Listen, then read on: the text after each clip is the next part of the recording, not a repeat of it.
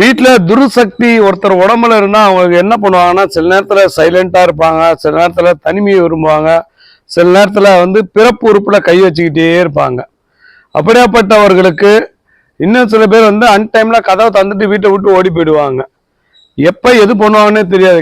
கிடைக்கிறது தூக்கி போட்டு உடைப்பாங்க, அந்த வீட்டில் இருக்கிறவங்கள அடிப்பாங்க. அப்படியாப்பட்டவர்களுக்கு கேரளாவிலேருந்து ஒரு தைலம் வந்திருக்கு.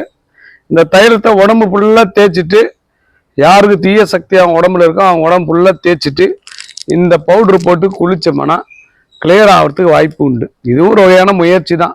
இது மட்டுமே வெற்றியை கொடுக்குமா அப்படிலாம் கிடையாது. எல்லாமே ட்ரை தாங்க, முயற்சி தான். 100% நடக்குன்னு யாருக்கிட்டமே யாரும் வாக்குறுதி கொடுத்துடாதீங்க. அப்படி கொடுத்துட்டீங்கன்னா ஃபோன் பண்ணி உங்களை கிளின்னு கிழிப்பான். நிறைய சாமியார்கள் ஃபோன் சுவிட்ச் ஆஃப் பண்ணிடுறான், நம்பர் மாற்றிடுறான், ஃபோனை எடுக்கிறது கிடையாது. அப்படிலாம் நிறைய பேர் பண்ணுறாங்க. அதனால் நியாயமாக வந்துங்க, ஒரு பொருள் கொடுக்குறீங்க, இது வேலை செய்யும் ட்ரை பண்ணுங்கன்னு சொன்னால் பிரச்சனை இல்லை. இது கம்பல்சரி வேலை செய்யன்னு சொல்லி வித்துடுறீங்க, அந்த டைமில் காசு வருதுன்னு, அது பாவ கர்மா. எதுக்கு அடுத்தவங்க காசு இப்படிலாம் வாங்கி சாப்பிடணுன்னு. இப்போ கூட இது முயற்சி தான். துருசக்தி இருக்கிறவங்க உடம்பு ஃபுல்லாக இந்த தைலத்தை தேய்க்கணும். அரை மணி நேரம் ஊறணும். ஊறினதுக்கப்புறம் இந்த பவுட்ரு வச்சு நல்லா தேய்ச்சி கிளியர் பண்ணிக்கணும்.